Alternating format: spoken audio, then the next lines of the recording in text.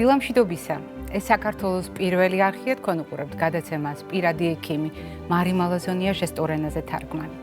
ჩვენ რასაკვირველი ადამიანზე ვსაუბრობთ და განსაკუთრებული პასუხისმგებლობით ყოველთვის ვსაუბრობთ ბავშვებსა და მოზარდებზე. არაფერს ვამბობ იმაზე, რომ ეს არის ჩვენი მომავალი. ჩვენ ვსაუბრობთ იმაზე, რაც მართალია დღეს ხდება, მაგრამ შედეგს მოიტანს მომავალში. ამას აქვს არსებითი მნიშვნელობა, იმიტომ რომ დღევანდელი ჩვენი სიახლე რამდენიმე კვლევას აერთიანებს. კერძოდ, დადგინდა, რომ მოზარდი გოგონების შემთხვევაში განსაკუთრებული მნიშვნელობა აქვს ყველა იმ სიტყვას და ფრაზას, რომელსაც მის გასაგონად ამბობენ მშობლები.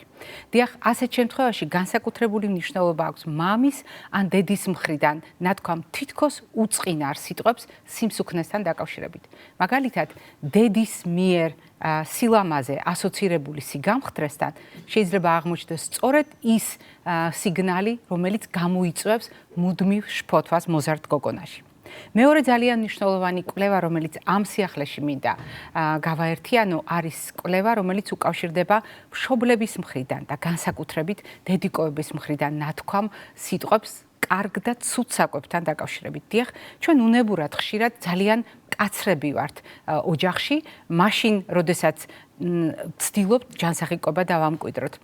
დიახ, ჯანსაღიკვება მნიშვნელოვანია.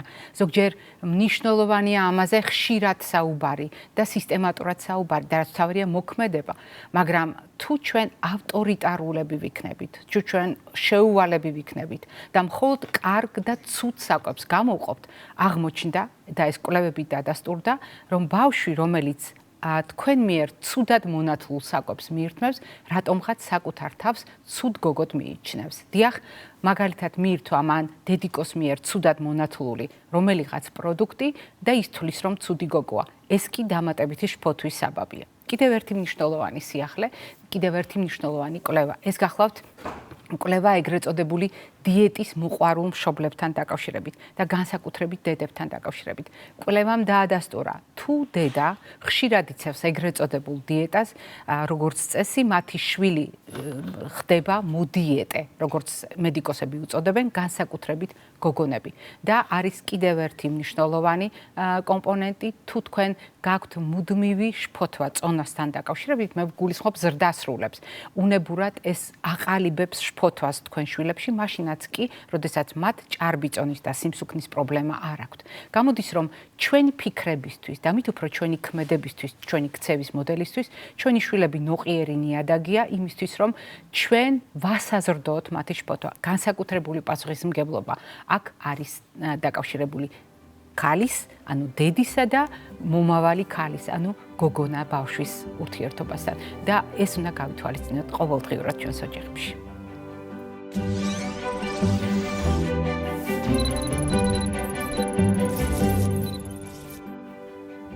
ტრადიციულად ჩვენ ადამიანზე ვსაუბრობთ და ადამიანის განვითარების სხვადასხვა ეტაპის შესაბამისად გიზიარებთ სამედიცინო ინფორმაციას და ეს ბუნებრივიც არის, იმიტომ რომ ყველა ასაკს აქვს თავისი პასუხისმგებლობა. თუმცა განსაკუთრებულია ჩვენი დამოკიდებულება, როდესაც ბავშვებსა და მოზარდებზე ვსაუბრობთ. კიდევ უფრო მნიშვნელოვანია ჩვენი დამოკიდებულება და პასუხისმგებლობა დიდი, მაშინ, როდესაც მომავალ დედებზე ვსაუბრობთ, ამიტომ მოზარდი გოგონების თემა არის ერთ-ერთი ყველაზე აქტუალური საკითხი, რომელიც ძალიან ხშირად არის ჩვენი გადაცემის ნაწილი. დღევანდელი ჩვენი თემა არის ერთგვარი პასუხი იმ კითხვებზე, რომელიც ხშირად აქვთ მშობლებს, ხშირად აქვს ოჯახებს. ამ თემასთან დაკავშირებით არაერთხელ გვეკითხებიან ხოლმე ბებიები, დედიკოები და ბუნებრივიც არის, იმიტომ რომ როდესაც მოზარდ გოგონას ეხება საქმე, რა უნდა იცოდეს მან და რა უნდა იცოდეს ოჯახმა, ეს ინფორმაცია განსაკუთრებულ პასუხისმგებლობას უკავშირდება და დღევანდელი ჩვენი გადაცემის სტუმარი გახლავთ ჩვენი გადაცემის მეგობარი, რომელიც გახლავთ საქართველოს კოლპოსკოპიის ფედერაციის თავმჯდომარე, ექიმი მეანგინეკოლოგი, რეპროდუქტოლოგი, კოლპოსკოპისტი, პროფესორი ქალბატონი მადონა ჯუღელი. დილამშვიდობისა, მადონა. ძალიან დიდი ხანია ჩვენ მეგობრობთ და თანამშრომლობთ და გადაცემის ისტორიის მანძილზე არაერთ თემაზე გისაუბრიათ ჩვენთან ეთერში. თუმცა დღევანდელი ჩვენი საუბარი გარკვეულწილად ეძღვნება უფრო მეტად ალბათ ოჯახებს, იმიტომ რომ არის გარკვეული სტერეოტიპები, რომლის დამსხვრევა ძალიან გაგვიჭირდა წლების მანძილზე.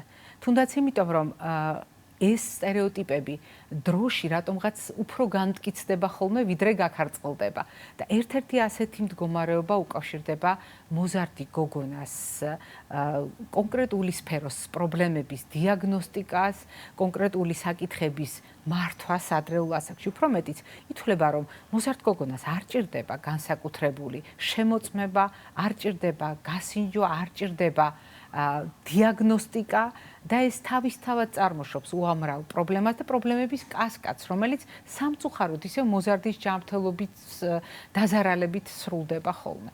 მოდით დავიწყოთ სწორედ ამ გაქარწყლებით და ვთქვათ, რა სჭირდება მოზარდ გოგონას, როდესაც ჩვენ საუბრობთ სწორედ მოზარდობის იმ ფაზაზე, სადაც ფორმირება ხდება ქალის, მომავალი ქალის და ეს გარდამავალი ეტაპი არის უზარმაზარი პასუხისმგებლობით ახსავსე თითოეული იმ ადამიანის მხრიდან, ვინც ამ პროცესს თვალს აღდევნებს ოჯახის შიგნით და ოჯახის გარეთ. კეთილი, თქვენ ზუსტად თქვით, რომ ყალიბდება ამ პერიოდში მოზარდი. ყალიბდება არა მარტო მისი ჰორმონული სტატუსი, არამედ მისი ემოციური, მისი განწყობა სოციუმის დამი. და როდესაც ჩვენ, ექიმები, ვცდილობთ, რომ გაუგოთ მათ, და არა მარტო ექიმები, ეს არის მასწავლებელი დედა ოჯახში, ჩვენ ვიღებთ მათ, ისინი როგორც არიან და მათ უზრუნველყოფთ ჯანმრთელობაზე ზრუნვას და ვასწავლით. ანუ ჩვენ ინფორმაციას ვაძლევთ. და ხშირად მითქვია ხოლმე, რომ გინეკოლოგთან მოსვლა მოზარდის ეს არ არის ის გასინჯვა, მისთვის ფსიქოლოგიური ან ფიზიკური ტკივილი, არამედ საუბარი, ემოციური, მის ირგვლივ, თუნდაც ინფორმირება იმისი, როგორ უნდა შედგეს მისი მომავალი რეპროდუქციული ტრაქტი, ანუ როგორ უნდა მოუაროს მას ელემენტარული ჰიგიენა, თუნდაც კონტრაცეფცია, თუნდაც სქესობრივი ურთიერთობები მომავალი და არა შიში და არა მითები. აი ეს არის ინფორმაცია. მასობრივად სჭირდებათ, ბევრ გოგონას სჭირდება ასეთი მიდგომა, რაზედაც ახლა თქვენ საუბრობთ. ძალიან ბევრს. მე ვფიქრობ, რომ ყველას. იმიტომ რომ დღევანდელ დღეს მოცულია სოცმედია, ეს არის Google, ეხლა არის ახალი კიდევ ხელოვნური ინტელექტი, კი, ნამდვილად შეიძლება ნაწილობრივად დავეყნოთ, მაგრამ პროფესიონალებს აქვთ ის უნარჩვევები და შესაძლებლობები, რომ მეტი ინფორმაცია მივაწოდოთ.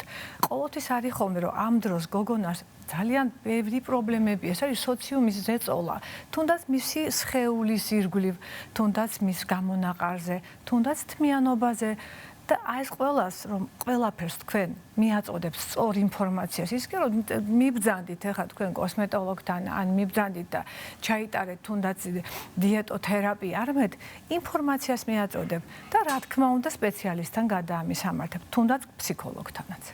როდესაც თქვენ ბრძანებდით აუცილებლობაზე, თქვენ ხაზი გაუსვით ძალიან მნიშვნელოვან გასაღებს. ეს არის ურთიერთობა, კომუნიკაცია და კეთილგანწყობის დამსახურება, იმიტომ რომ მოზარდის კეთილგანწყობის დამსახურება არ არის მარტივი საკითხი. მაგრამ მეორე ძალიან მნიშვნელოვანი კითხვა, რომელიც ოჯახში შეიძლება ჰქონდეს, როგორ უნდა მივიღოთ ინფორმაცია სპეციალისტისგან, თუ ვერც კი წარმოუდგენიათ, რომ მოზარდი გოგონა უნდა გაისინჯოს და თუ უფრო შორს წავალთ, ვერც კი წარმოუდგენიათ, რომ გასინჯვის გარეშე შეიძლება დიაგნოსტიკა მოხდეს მოზარდის რეპროდუქციული სისტემის და კიდევ უფრო მნიშვნელოვანია, როდესაც ასეთ შემთხვევაში არჩევითიც კი აქვს თანამედროვე მტკიცებით მედიცინას დიაგნოსტიკური მეთოდები იმისათვის, რომ მოზარდი ყურადღების მიღმა არ დარჩეს. მოდით ეს წარმოდგენაც გავაქარწყოთ. ყოველთვის საჭიროა თუ არა გასინჯვა მოზარდის და თუ არ ვსინჯავთ, მაშინ როგორ ვიღებთ ამ ინფორმაციას და განა შეიძლება სხვა კვლევებს დავეყრდნოთ ასეთ შემთხვევაში. კეთილი, ძალიან კარგი კითხვაა, იმიტომ რომ ნამდვილად ასეა, ხანდახან ისეთი ბერკეტია, რომ რადგანაც ალბათ ბავშვი არის, ჯერ არ დაუწყია სქესობრივი ურთიერთობა, იქ გასინჯვა არ შეიძლება. შეიძლება. რა თქმა უნდა, არსებობს ისეთი პირდაპირი ინსტრუმენტალური კვლევები და ასევე არაპირდაპირი. არაპირდაპირი თუნდაც ჰორმონალური დიაგნოსტიკაა. თუნდაც მისი ისტორია და ანამნეზური მონაცემები ბავშვობიდან დაწყებული. თუნდაც უკვე ჩამოყალიბებული მენარხისგან, ანუ მენსტრუალური ციკლი, ან ჯერ კიდევ ჩამოყალიბების პერიოდში. ეს არის ის ინფორმაცია, რითაც მე წყვიტავ. ჭირდება თუ არა მოზარდს მეტი უფრო ღრმა ჩართულობა ინსტრუმენტალური კვლევების თუ არა. ეს არის თუნდაც ტრანსაბდომინალური ეხოსკოპიური კვლევა. ანუ მუცლის კედლის გავლით. დიახ, ზემოდან. დიახ. რაც შეეხება ხანდახან არის ისეთი მონაცემები, როდესაც არის უკვე აი ამ ულტრასონოგრაფიული კვლევით არის მაგალითად რაღაც წარმონაქმნი ღრუში. აი მაგალითად ავიღოთ პოლიპი. რის გამოც გოგონას აქვს ჭარბი მენსტრუალური სიზდენა. არსებობს ისეთი კვლევა, არა მარტო კვლევა და არამედ მკურნალობა, სადაც არის საოფისე ჰისტეროსკოპია. ეს არის ვიდეო კამერით, შევდივართ არ ვაზიანებთ არანაირ საქალწულო აფქს, შევდივართ ვაგინოსკოპიის მეშვეობით, ვათვალიერებთ ღრუს და ვკვეთავთ. ანუ დავინახეთ და ვუმკურნალეთ. ასევე არის ხოლმე რაღაცა განსაკუთრებული ცვლილებები, თუნდაც ბაგეების ან ქალბატონს აქვს რაღაცა ისეთი ცვლილებები, რომელსაც თვითონ დედამ შეამჩნია. არსებობს კოლპოსკოპია, ოღონდ ბავშვის სარკით. ასე რომ გვაქვს საშუალება ამისი. თანამედროვე მედიცინა გვაძლევს, ოღონდ რა თქმა უნდა, ეს ყველასთან არ არის საჭირო. ამიტომაც ვამბობთ პირდაპირი და არაპირდაპირი კვლევები და ღრმა ანამნეზური მონაცემები, ანუ ბავშვის ისტორია მისი ჩასახვიდან აქამდე. აი, როდესაც თქვენ ხაზი გავუსვით, რომ მსგავსი ჩარევები, უბრალოდ მსგავსი დიაგნოსტიკური მეთოდების გამოყენება ან ძიება სხვა მეთოდებისა ყოველთვის არ არის საჭირო. რა შემთხვევაში უნდა იყოს მშობელი ყურადღებით და რა ინფორმაციას უნდა ფლობდეს მოზარდი იმისთვის, რომ აი ასეთი საყურადღებო მომენტები არ გამოგჩეს. რამდენიმე საყურადღებო ნიშანი რომ ვუთხრათ და მერე დავსვამ უკვე შემდეგ კითხვას. კეთილი. აი მაგალითად, როდესაც ყალიბდება ჯერ მენსტრუალური ციკლი, ჩვენ ვამბობთ ხოლმე, რომ ეს 2 წელიწადი შესაძლებელია ეს იყოს არარეგულარული და მერე უკვე უნდა იყოს რეგულარული. რას ნიშნავს რეგულარული ციკლი? ეს არის პერიოდულობა მენსტრუალური ციკლის. ვამბობთ ხოლმე, რომ თუ მაგალითად 15 წლამდე მენსტრუაცია ჯერ არ არის ჩამოყალიბებული და 15 წლის შემდეგ არის უკვე გოგონა და ჯერ კიდევ მენსტრუალური მენსტრუაცია არ ქონია, აუცილებლად უნდა მიმართოს გინეკოლოგს და მოახდინოს ზუსტად ის ულტრასონოგრაფიული კვლევები, ეს არის რეპროდუქტოლოგის, ეს არის გინეკოლოგის ჩართულობა, შესაძლებელია გენეტიკოსის ჩართულობა ამ ყველაფერში. ასე რომ ეს არის. რაც შეეხება კვლევა, რომელსაც ინსტრუმენტალური კვლევა ვთქვი, თუნდაც საოფისე ჰისტეროსკოპია. თუ არის ჭარბი მენსტრუაცია. ჭარბი რას ნიშნავს? ცხოვრების ხარისხის ცვლილებები. როდესაც მე არ შემიძლია სახლიდან გასვლა, მე ცხოვრების ხარისხი მიფუჭდება, რკინა-დეფიციტური ანემია, ან როდესაც გემოგლობინი მკვეთრად დავარდება და ულტრასონოგრაფიული გამოკვლევა გვაძლევს ინფორმაციას, რომ რაღაცა გაურკვეველი ან წარმონაქმნი ქსოვილოვანი არის საშვილოსნოს ღრუში. აი ამ დროს კეთდება ეს კვლევა. როდესაც ჩვენ საგანგებოდ გამოვყავით მოზარდი გოგონების სათვის საჭირო რეკომენდაციები და მათი ოჯახისთვის საჭირო რეკომენდაციები. ჩვენ გავითვალისწინეთ ის ფიზიოლოგიური განვითარება და ის კანონზომიერება, რომელიც ქალის ორგანიზმს აქვს და თქვენ როგორც ამ დარგის სპეციალისტმა, რომელიც გინეკოლოგიასთან, მეანობასთან ერთად ითვალისწინებთ რეპროდუქციას და ყველა იმ დიაგნოსტიკურ რისკებს, რაც შეიძლება ახლდეს, აუცილებლად იცით რა მნიშვნელობა აქვს ასეთ მიდგომას გრძელვადიან პერსპექტივაში და არის თუ არა ქალის ჯანმრთელობისათვის თუ მომავალში გადავიხედავთ მომავალი დედის რანგში აღვიქვამთ აი ამ პატარა გოგონას რომელიც დღეს მოდის საკონსულტაციოდ რამდენად შეიძლება შეცვალოს მოზარდი გოგონას სწორმა დიაგნოსტიკამ დღეს სწორმა შეფასებამ დღეს მისი ჯანმრთელობა სამომავლოდ როგორც ქალის და როგორც მომავალი დედის ორ ასეთ მნიშვნელოვან დიაგნოზს, ანუ მდგომარეობას გამოვყოფ.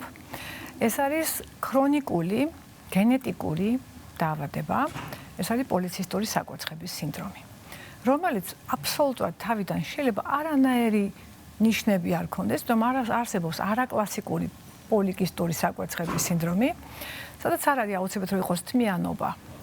იქ არის სხვადასხვა ნიშნები, ჩამოვთვლი და როდესაც ამ პერიოდში გოგონა დროულად მივა ექიმთან, რომელიც ფლობს ამ ინფორმაციას და იქ მოხდება ამისი სწორი მენეჯმენტი, თავიდან აიცილებს ზუსტად იმ კითხვას, რასაც თქვენ თქვით, ეს არის უშვილობა, მომავალში გულსისხლთა დაავადება და დიაბეტი. ანუ იმ გენეტიკურ ჩუმ დაავადების უკან და მომავალში დგას ეს თემები. რაც შეეხება ენდომეტრიოზი. იგივე თემა, ესეც ფაქტურად შეუცნობელი, ესეთი უღრანტყე დიაგნოზი არ გვია ენდომეტრიოზი. მოგამიწყება ძლიერი ტკივილებით. ანუ ჩვენ ამას ვუძახით დისმენორია, მტკივნეული მენსტრუაცია. თუმცა არ არის ყოველთვის რომ მტკივნეული მენსტრუაცია იყოს ენდომეტრიოზი, მაგრამ დიდ პროცენტ შემთხვევაში აქ არის. აქაც გენეტიკა თამაშობს, ესეც აუტოიმუნური დაავადებების თავისებურ ნუსხას ეკუთვნის და აქაც თუ ჩვენ დროულად მიმართავთ ექიმს და ყალიბდება მკურნალობის სწორი მენეჯმენტი, თავიდან ავიცილებთ კიდევ და კიდევ უშვილობას, ქრონიკულ სომატურ დაავადებებს, როგორც არის აღარ ვამბობ, ეს არის შეხოცებითი, მასიური შეხოცებითი პროცესები, ტკივილი და ცხოვრების ხარისხი. ძალიან დიდი მადლობა. მრავალწლიანი მეგობრობისთვის, დღევანდელი სტუმრობისთვის და იმის შეხსენებისთვის, რომ ყველა ასაკს ძალიან დიდი მნიშვნელობა აქვს საბოლოო ჯამში ჩვენი ჯანმრთელობისთვის, მაგრამ დაუმსახურებლად ნაკლებ ყურადღებას თუ დავუთმობთ მოზარდი გოგონას ჯანმრთელობას, ეს შეიძლება იყოს ის არის გადაწყვეტილება, რომელიც მომავალში მას როგორც ქალს და დედას წინ დახვდება. ამიტომ ძალიან დიდია ამ დროს პასუხისმგებლობა ოჯახის, იმიტომ რომ ბავშვები, მოზარდები თვითონ არ მიდიან ხშირად ექიმთან და ჩვენი უფროსების პასუხისმგებლობა გავაცნობიეროთ ეს რისკები და დავეხმაროთ მათ სწორი ნაბიჯები გადადგან საკუთარი მომავლისთვის. მადლობა კიდევ ერთხელ, მაყურებელს შევახსენებთ, დღევანდელი ჩვენი გადაცემის სტუმარი გახლდათ საქართველოს კოლპოსკოპიის ფედერაციის თავმჯდომარე, მეან გინეკოლოგი, რეპროდუქტოლოგი, კოლპოსკოპისტი, პროფესორი ქალბატონი მადონა ჯუხელი. მე არ გემშვიდობებით, წინ კვებით შუქნიშანი გველოდება.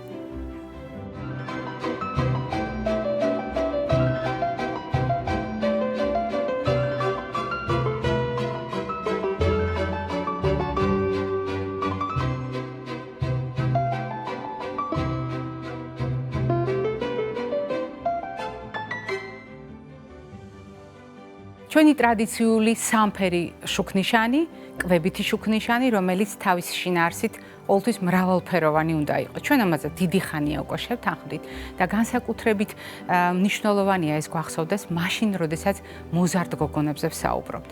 ზოგადად მოზარდების ჯანმრთელობა საპასუხისმგებლოა კვებასთან მიმართებაში, მაგრამ კიდევ უფრო საპასუხისმგებლოა, როდესაც ჩვენ წარმოვიდგენთ მოზარდი გოგონას კვებას გრძელვადიან პერსპექტივაში. ჩვენ პრაქტიკულად პოტენციური დედის კვებაზე ვსაუბრობთ ადრეულ ასაკში და ასეთ შემთხვევაში ყველა ნივთიერებას აქვს გადამწყვეტი მნიშვნელობა. ჩვენ გვინდა რომ ჩვენი შვილები კარგად იკვებებოდნენ, მაგრამ რას ანიჭებენ ბავშვები უპირატესობას? კვლევების მიხედვით დადგენილია, ისევე როგორც მოზარდი ვაჟები, მოზარდი გოგონები უპირატესობას ანიჭებენ სწრაფ კვებას. ეს არის ის მოდელი, რომელიც ხშირ შემთხვევაში უამრავ საფრთხეს ქმნის ჩვენი ჯანმრთელობისათვის, ზრდასრულების ჯანმრთელობისათვის და აღარაფერს ვამბობ მოზარდ ორგანიზმზე. მაგრამ კიდევ უფრო საყურადღებოა კვლევები, რომელიც ადასტურებს, რომ სწორედ სწრაფი კვების დამსახურებით მოზარდის ორგანიზმში არის ბევრი ფუჭი კალორია. არ არის საკმარისი საკვები ნივთიერებები. ყველა ეს პროდუქტი ღარიბია აუცილებელი საკვები ნივთიერებებით, რომელთა რიცხვში არის ვიტამინებიც, მინერალებიც, ცილებიც, თქვენ წარმოიდგინეთ, სწორად შერჩეული ნახშირწყლები და ჯანსაღი ცხიმები. გამოდის, რომ ასეთი კვება მიუხედავად კვლევებისა არის რეალობა და ჩვენ დღეს დანამდვილებით ვიცით, რომ მოზარდ გოგონას ხშირ შემთხვევაში აკლია რკინა, კალციუმი. არასათანადოდ არის მისი ორგანიზმი უზრუნველყოფილი ყველა აუცილებელი ამინომჟავით. გოგონას ჰორმონული სისტემისთვის მნიშვნელოვანი ცხიმების თანაფარდობა დარღვეულია სამწუხაროდ ნაჯერი ცხიმების სასარგებლოდ. ჩვენ უამრავი მსგავსი დეტალი განგვიხილავს სხვადასხვა გადაცემაში, მაგრამ დღეს მე მინდა გაგახსენოთ, რა არის ამის საპირწონე. რა თქმა უნდა, დაბალანსებული კვება, რომელიც გულისხმობს ამ პროდუქტების ისე გადანაწილებას თეფშზე, როდესაც სულ ცოტა 5 ფერის, 5 ჯგუფის პროდუქტი გვაქვს გამოსაყენებელი. ამ პროდუქტების ჩამოთვალს მე ახლა არ დავიწყებ, ძალიან კარგად იცის ეს ჩვენი გადაცემის მაყურებელმა, მაგრამ მიუხედავად ამისა, მარტივი დასამახსოვრებელია სულ ერთ ხელზე გვეტევა მთავარი სათქმები, რომელიც რა თქმა უნდა თეფშზეც ეტევა და ასეთ შემთხვევაში ხუთი ფერის, ხუთი ჯგუფის პროდუქტების სისტემატური გამოყენება ყოველდღიურ რაციონში მოზარდი გოგონას ზოგად ჯანმრთელობას, ისევე როგორც თითოეული ჩვენგანის ჯანმრთელობას ძალიან წაადგება. მაგრამ თუ ჩვენ საუბრობთ ფორმირებად ორგანიზმზე, რომლის ჯანმრთელობას გრძელვადიან პერსპექტივაში ძალიან ვაფასებთ და მე უკვე ვახსენე პოტენციური დედის მკურნალობაზე, პოტენციური დედის გამოკვებაზე, პოტენციური დედის პრობლემების პრევენციაზე, ასეთ შემთხვევაში ჯანსაღი პროდუქტები ცალკე უნდა გამოვყოთ ისეთი პროდუქტები, რომელსაც აქვს ანთების საწინააღმდეგო მოქმედება. რას ნიშნავს? ეს პროდუქტები თავისი ბუნებით ჩვენთვის კარგად ნაცნობია. ეს პროდუქტები ჩვენი ყოველდღიური რაციონის ნაწილია. მაგალითად, პომიდორი, მაგალითად, მწვავე ფოთლოვანი მცენარეები, მაგალითად, ცხიმიანი თევზი, სხვადასხვა სახის თხილეული. ეს პროდუქტები არის ჩვენ მიერ ხშირად ნაქები, მაგრამ საბოლოო ჯამში თავს იყრის ქოლგის ქვეშ, რომელსაც ქვია ანთების საწინააღმდეგო პროდუქტები. ანთების საწინააღმდეგო საკვების ყოველდღიური გამოყენება მოზარდი გოგონას რაციონში არა მარტო ასაკობრივ ამ კონკრეტულ ფაზასთან დაკავშირებულ პრობლემებს ააცილებს თავიდან და შეამცირებს მათ უსიამოვნო შედეგებს, არამედ გრძელვადიან პერსპექტივაში უზრუნველყოფს მომავალი დედის ჯანმრთელობას. ეს იყო დღევანდელი ჩვენი რეკომენდაციები. მე გემშვიდობებით ჯანმრთელობას და დღეგრძელობას გისურვებთ.